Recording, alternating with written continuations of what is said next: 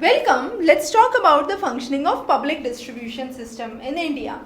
Now, let's first understand how this food is maintained or made available. So first is we can produce it locally. If there is not ample production in this season, we can keep a stock from the previous year, and thirdly, we can import the food grains. But in all cases, the poorest of the poor needs to be fed. So that's through the Antyodaya and the Yojana.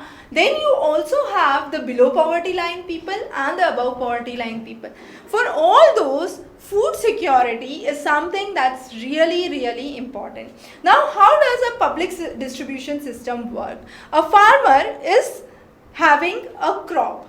Now, if there is a drought or a famine, what would the farmer have? The farmer would be afraid that he won't get a good return for the crop that he is having.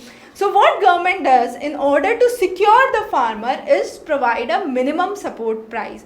Even if there is a drought, even if there is lack of rainfall, no proper monsoon that's there, government would pay at least so much amount to the farmer and procure the crops from the farmer. So that's the minimum support price, and that's an incentive to the farmer to have the crops. Now, once the Food Corporation of India has that crop, it would maintain a buffer stock. This stock could be for this year. If there is an extra stock, it could be used for the coming years.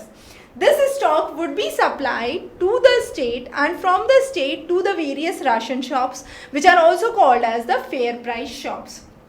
Now these fair price shops provide the food grains at a subsidized rate, which is known as the issue price, to the below poverty line people.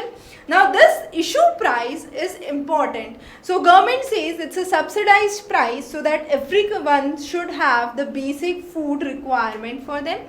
So what's the benefit of this public distribution system?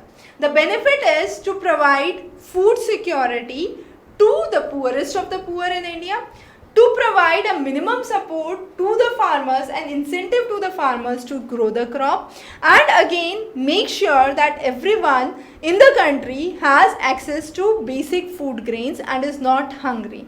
To check out the problems of hunger in India, this initiative was laid down. But later on, there were numerous limitations connected to public distribution system that came in light. First of all, when you are maintaining a stock, there could be pest infestation.